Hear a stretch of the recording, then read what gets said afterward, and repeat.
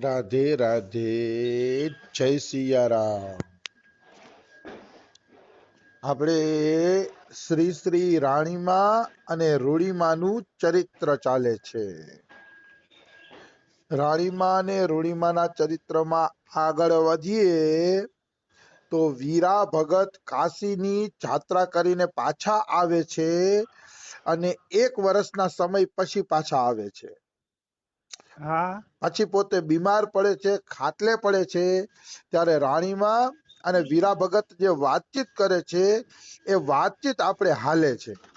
હા તો વાતચીત એવી છે કે વીરા ભગત આંખ બંધ કરીને થોડીક વાર તો પૈડા રહ્યા. પછી વીરા ભગત શું બોલે છે? દીનબંધુ, આપ જ જગતનું જીવન છો. ભગવાને પણ ગીતાજીમાં કીધું છે કે મનુષ્યનું જીવન હું છું. હા 7મા અધ્યાયમાં લગભગ કીધું છે ગીતાજીમાં કે જીવન મનુષ્યોના ચેતનમાં જે જીવન છે, ચેતન છે, એ હું જ છું. એવું ભગવાને ગીતાજીમાં કીધેલું છે. એટલે વીરા ભગત કહે છે, હે પ્રભુ, તમે જ આખા જગતનું જીવન છો. કે આપના નામનો રસ સુકેલા હૈયાને પાંગરાવે છે.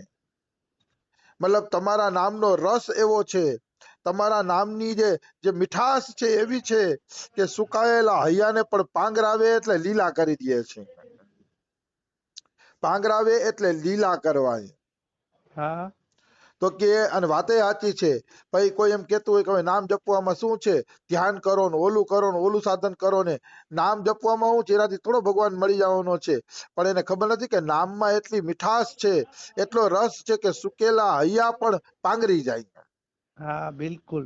નિશ્ચિત પાંગરી જાય એવો નામની અંદર રસ છે. ઠાકર ઠાકર ઠાકર, વીરાની કરમાતી ચિત્તની કળીને ખીલવવાને તારી ભક્તિના રસમાં બોળજે મારા નાથ. મતલબ એમ કે હે ઠાકર, હવે વીરો કરમાવાની તૈયારીમાં છે, મરવાની તૈયારીમાં છે, તો વીરાની ભક્તિની કળીને ખીલવી દે, વીરાને ભક્તિના રસમાં તડબોર કરી દે મારા નાથ. આવું બોલે છે વીરા ભગત. તો રાણીમાં હા કે છે કે બાપુ સુઈ રહો, થાકેલું શરીર અંદરના શરીરને થકવી રહ્યું છે. રાણીમાં કે સુઈ રહ્યો બાપુ, સુઈ રહ્યો. બહુ બોલ બોલ કરશો ને તો ઉપરનું શરીર થાકશે, અને ઉપરનું શરીર થાકશે તો અંદરનું શરીર પણ થાકશે. હા એટલે બાપા તમે થોડોક આરામ કરો, થોડુંક તમે નીંદર કરો, સુઈ રહો. એમ તો વીરા ભગત શું બોલ્યા? રાણી બાપ, તું હજી બેઠી છો? દીકરી, હું ગેબીનો સેવક છું. મરતાય થાકની વાત કરાય. મતલબ હું ગેબી નાથનો સેવક છું. ગેબી નાથ એના સંત હતા બહારના, અને ભગવાનનો અથવા તો કેવું તો ભગવાનનો સેવક છું. કે હવે મરવા ટાણે થાકની વાત કરાય? કે મને તો બિલકુલ થાક લાગતો નથી. કે પણ રાણી, ઈ રસ અગમ્ય છે, બાપ અગમ્ય છે. તને કેમ કહું? મતલબ જે મને રસ મળે છે મરતી વખતે, ભગવાનના નામનો, ઠાકરના નામનો જે રસ મળે છે એ અગમ્ય છે. અગમ્ય એટલે મારાથી વાણીમાં વર્ણન થઈ જ નથી શકતું એવો અગમ્ય રસ છે. ઈ ભક્તિનો. કે તને હું શું વર્ણન કરું? કે મારાથી વર્ણન થતું નથી. કે આ માટીના માનવીઓ તેને કેમ સમજે, કેમ જીરવે? મારા નાથ, બજાવ બજાવ, તારી મીઠી વાસલજી એકવાર બજાવ. જોજો રાણી, ઠાકર સામે ઉભા છે. આ મરતી વખતે વીરા ભગતના શબ્દ છે. એમ કે હે ઠાકર, તારી વાંસળી વગાડ, મારે તારી વાંસળી સાંભળવી છે. જો રાણી જોઈ કે મારા ઠાકોરજી મારી સામે જ ઉભા છે. કે ઓ શું રસ વરસે છે, શું રસ વરસે છે. હા મતલબ મરતી વખતે ઠાકોરજી દેખાય છે, તોય રાણીમાં એની ભક્તિમાં કમી કાઢશે. વીરા ભગતની ભક્તિમાં શું કમી કાઢે છે? એમ કે સુઈ રહો બાપુ, સુઈ રહો. અજંપાના જાપ જપનાર બોલતા નથી. તો કે મને ખબર છે તમને રસ મળે છે ઠાકરના નામમાં, બધું બરોબર છે, પણ બાપુ આ રીતે અંતિમ સમયે બોલવાનું ન હોય, રસ પીવાનો હોય. તમે બોલવા માંડ્યા, જુઓ તો ખરા. અને બોલવું એ ભક્તિમાં કલંક છે. હા મનુષ્યએ પોતાના અનુભવ બોલવા ન જોઈએ. બિલકુલ. હા, મનુષ્યએ પોતાના અનુભવ ક્યારેય કેવા ન જોઈએ. જો બહુ અનુભવ બકબક બકબક કરે ને તો માની લેવાનું કે એ જીરવી નથી શકતા. જે જીરવી ન શકે ને એ જ પોતાના અનુભવોની બકબક બકબક કરે છે. આવી વસ્તુ છે. તો રાણીમાં તોય જો બાપાને કહેજે, ભલે તમને ઠાકર દેખાય, ભલે ઠાકરના નો રસ મળે, પણ બાપા અંતિમ સમય તમે બોલો છો ને એ ઠીક ન કહેવાય કે, કારણ કે અજપાના જપ જપતા હોય ને બોલે નહીં, મનોમન એનો રસ માણે. એટલે ક્યારેય અનુભૂતિઓ રસ આવ્યો હોય આ તે કેવું જોઈએ નહીં. હા, ઈ વાત અલગ છે હો, કે પર્સનલ આપણે એક બે જણાને કહીએ ભળતું હોય તો એની પાસેથી નવું માર્ગદર્શન મળે કે ભાઈ આવો રસ આવે તો શું થાય, આવો રસ આવે તો શું થાય. પર્સનલ માર્ગદર્શન માટે એક બે જણાને કહી શકાય. બિલકુલ. બાકી આમ જાહેરમાં જે બોલતો હોય કે મને આવો રસ આવે છે, આવો રસ આવે છે, આવો રસ આવે છે, તો ઈ ગલત વાત છે. હા, એ ગલત વાત છે. એવી રીતે કોઈ વ્યક્તિ બોલતું નથી. આવી વસ્તુ છે. એટલે રાણીમાં કહે છે, સુઈ રહો બાપુ, અજપાના જપ જપનાર બોલતા નથી.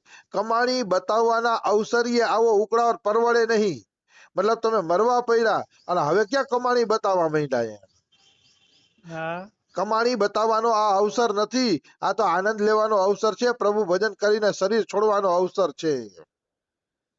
જો હવે તમે કમાણી બતાવશો ને કે હું જો મરતા મરતા ઠાકોર મારી સામે ઉભો તો હું મર્યો, આવી રીતે કમાણી બતાવશો ને તો હરિજનો કહેશે કે વીરો ભગત આખરે માર્ગ ચૂક્યો હતો. મતલબ માણસો નિંદા કરશે કે અંતિમ સમયે વીરા ભગતે અભિમાન દેખાડી દીધું કે અમને ભગવાન દેખાતા હતા. સંતો તમારી નિંદા કરશે કે વીરો ભગત અંતિમ સમયે માર્ગ ચૂકી ગયો. મતલબ એ રાણીમાં એમ કે અંતિમ સમય સુધી અનુભૂતિ કેવી નહીં. હા, અંતિમ સમયે માર્ગ ચૂકવો નહીં. એટલે બીજાને નહીં કહેવાની, માનો કોઈ અંગતને કહેવાય ગઈ હોય તો વાંધો નહીં, પણ અંતિમ સમયે કોઈને ખબર નહીં પડવા દેવાની કે આપણે હું રસ લઈને જાય છીએ. કારણ કે આ બધું ગુપ્ત રાખવાનું હોય છે, કહેવાની વાતો નથી. આવી વસ્તુ છે. હા, પછી આપણા શિષ્યોને કીધું હોય અને આપણા મહિલા પછી શિષ્યો બધે પ્રચાર કરે એ વાત અલગ છે. હા, પણ આપણા મોઢે ક્યારેય આપણા વખાણ થવા જોઈએ નહીં. આપણા મોઢે આપણા વખાણ થવા ઈ ખલાસ ભક્તિ ખતમ કરી નાખે છે. એટલે બહુ મહત્વની વાતો કરે છે રાણીમાં કે તમે ચૂપ થઈ જાઓ અને આનંદ લઈને વયા જાવ. આપણે એમ થાય કે રાણીમાની ભક્તિ તો પ્રગટ થઈ, તો કે રાણીમાના ચરિત્ર દ્વારા બીજાને પ્રેરણા અપાવવાની હતી, એટલે રાણીમાનું ચરિત્ર પ્રગટ થયું. અહીંયા હું રાણીમાનો મત હોય 100% સાચો છે એમ નહીં કહું. રાણીમાનો મત એના માટે સાચો છે જે સાધારણ સાધકો છે. સાધારણ સાધકોએ ક્યારેય પોતાની સ્થિતિ પ્રગટ કરવી જોઈએ નહીં, મરતા સુધી પ્રગટ ન કરવી જોઈએ. પણ રાણીમાં જેવા કોઈ વિરલા ભગત હોય કે જેના ચરિત્ર દ્વારા જગતને પ્રેરણા મળવાની હોય, એનું ચરિત્ર પ્રકાશિત થાય તો ચાલે, કારણ કે એને કોઈ દી અભિમાન ન આવે. એટલે એનું ચરિત્ર ભલે પ્રકાશિત થાય. કોઈ મોટા હનુમાન પ્રસાદ પોતાર છે, રમેશ બાબા છે, અમારા બાબા છે, એના ચરિત્ર પ્રગટ થઈ જાય, કાં તો સિદ્ધ મહાપુરુષ છે, તો એ કઈ વાંધો નથી. શું કામ વાંધો નથી? તો કે જગતને દેખાડવા જ આવ્યા છે ભગવાન છે. હા, જગતને દેખાડવા માટે જ આવ્યા છે. એટલે એના ચરિત્રને પ્રકાશિત થવામાં કઈ વાંધો નથી. પણ જો સાધારણ સાધક પોતાની જાતને પ્રકાશિત કરી દેશે તો ખતમ થઈ જશે. હા, પછી એની ભક્તિ રહેશે નહીં, એ ભક્તિ જ નષ્ટ થઈ જશે. એટલે આપણે આપણી જાતને ચેક કરવાનું. જો આપણે એમ થાય કે આપણે સાધારણ સાધક છીએ, કોઈ અવતારી પુરુષ નથી, તો હું તો કહું ભક્તિને ગુપ્ત જ રાખવી જોઈએ. કારણ કે જેના દ્વારા પ્રેરણા દેવાની છે એને ભગવાન આપણે આપ પ્રગટ કરી દેશે. એની ચિંતા આપણે કરવાની જરૂર નથી. એની ચિંતા આપણે કરવાની જરૂર નથી. આવી વાત છે. તો રાણીમાએ કીધું કે વીરા ભગત તમે માર્ગ ન ચૂકો. ત્યારે વીરો ભગત કે છે માર્ગમાં જ છું દીકરી, માર્ગમાં જ છું. સામળિયા વગર મારું કોણ છે? પાણી આપીશ બેન? મતલબ કેવું, માર્ગમાં જ છું બેન રાણી, તું કે ચિંતા ના કરી કે હું માર્ગ ચૂક્યો નથી કે મારે ઠાકોર વગર છે કોણ થી અભિમાન કરું કે મારો તો એક ઠાકર છે, બસ ઠાકર સિવાય સંસારમાં મારું કોઈ છે નહીં. પછી આસ્તકથી કહેજે પાણી આપીશ બેન, મતલબ તરસ લાગી છે, થોડુંક પાણી આપીશ? તો કે હા બાપુ, લો આ ઠાકરના ધરીને હમણાં જ લાવી છું. તો કે હા હા, પાણી આપવું ઈ કે હમણાં ઠાકોરજીને ધરી અને હમણાં ઘડી તમને ઈ કે હું પાણી આપી દઉં ઈ કે જો ભક્તો છે ને ભોગ લગાવીને જ પાણી ગ્રહણ કરે છે, ભોગ લગાવીને જ અન્ન ગ્રહણ કરે છે. હા ઠાકોર ભક્તો બધાય કાર્ય ઠાકોરને ભોગ લગાવીને જ કરે છે અને ભોગ લગાવીને જ જમે છે, ભોગ લગાવીને જ પીવે છે. આવી વાત છે. એટલે કે છે કે લ્યો ઠાકરને ધરીને હમણાં જ પાણી લઈ આવું. તો કે વાહ દીકરી વાહ, શું બોલી? પેલું થોડુંક સંત ચરણામૃત પણ રેડજે હો. મતલબ ઠાકોરને જો તું ચરણામૃત કરીને પાણી લઈ આવતી હોય તો ભેગે ભેગું સંતોનું ચરણામૃત નાખી દેજે ઈ કે. મારી ઈચ્છા છે કે સંતોનું ચરણામૃત અને ઠાકોરનું ધરેલું પાણી બેય હું લેતો જ આવી કે. હા એટલે સંતોનું ચરણામૃત નાખજે. જો સંતનું ચરણામૃત એટલે કહે છે કે સંત ચરણામૃત પણ ગતિ આપવાની શક્તિ રાખે છે. એટલી તાકાત છે સંતોના ચરણામૃતની અંદર એમ. એ હા એમ કે છે કે કોઈ કોઈ કોટ છે, પઠાનકોટ કા કઈક એવી જગ્યા છે, એ પઠાનકોટની જગ્યામાં તુલસીદાસનું ચરણામૃત આજે પણ રાખ્યું છે. હા આજે પણ તુલસીદાસનું ચરણામૃત ઈ લોકોએ હાચવી રાખ્યું છે. એ પઠાનકોટના સંત હતા ને એને બધાય સંતોનું ચરણામૃત ભેગું કરવાનો બહુ શોખ હતો એમ. હા તો એને તુલસીદાસનું ચરણામૃત હજી સુધી હાચવીને રાખ્યું છે. એવું મેં સુખરામ બાબાની કથામાં સાંભળ્યું હતું. એને કીધું તું ના ભક્તમાલમાં આવે છે, થોડીક મારી નજર પણ પડેલી છે. હા અરે સંત ચરણામૃતનો સ્વાદ અલૌકિક હોય. આપણે હું નિષ્ઠા ન હોય એટલે ખબર ન પડે. એક રસિક મુરારી સંત થયા છે. હા રસિક મુરારી, એ રસિક મુરારીએ એના શિષ્યને કીધું કે બેટા આજે સંતોની પંગત લાગી છે ને, એ બધા સંતોનું ચરણામૃત લઈ આવતો. તો કે જી ગુરુજી લેતો આવું છું. એટલે ગયો અને સંતમાં જેટલા પંગતમાં બેઠા હતા એ બધા સંતનું ચરણામૃત એ શિષ્ય લઈ આવ્યો. હા લઈ આવીને કીધું કે લ્યો રસિક મુરારીજી, ગુરુજી ચરણામૃત બધા સંતોનું આવી ગયું છે. પછી એને એ ચરણામૃત પીધું રસિક મુરારીજીએ. અને રસિક મુરારી એમ કહે છે કે બેટા ચરણામૃત તો પીધું પણ સ્વાદ આવતો નથી. સાચું બોલ, તે કોઈ સંતને છોડી દીધો છે કે નહીં? એમ જ કહેજો સીધું, તે કોઈ સંતને છોડી દીધો છે? હા સાચું બોલી કે આ ચરણામૃતમાં સ્વાદ નથી આવતો. તો કે હા ગુરુજી, એક કોઢિયો સંત હતો એ કે હા એના શરીરમાંથી રસી નીકળતા હતા, એના શરીરમાંથી પરુ નીકળતું હતું. મને એમ થયું કે આ કોઢિયા સંતનું ક્યાં ચરણામૃત લેવું એ. હા એટલે મેં કોઢિયા સંતનું ચરણામૃત નથી લીધું. તો કે બેટા આજ તારી ભૂલ થઈ, બધાયનું ચરણામૃત લેવાનું હોય. જા એ કોઢિયા સંતનું પણ ચરણામૃત લઈ આવ. ગમે એમ તો ઈ સંત છે ને, હા સંતોમાં ભેદ ન કરવો જોઈએ. સંતો એક જ છે. અરે આત્માથી બધાયમાં ભગવાન એક છે, તો સંતોમાં શું ભેદ કરવાનો હોય? બિલકુલ. ભેદભાવ છે ને એ અજ્ઞાનની દ્રષ્ટિ છે. ગીતાજીમાં ભગવાને કીધું છે કે જે બધાયમાં એક જ આત્માને જુએ છે એ સાત્વિક જ્ઞાની છે. અને ભેદભાવ જુએ છે એ રજોગુણી જ્ઞાની છે. અને કેવલ શરીરમાં જ પોષણમાં લાગ્યો છે કે શરીર મર્યા પછી આત્મા જેવું કઈ છે નહીં, એ તમોગુણી જ્ઞાની છે.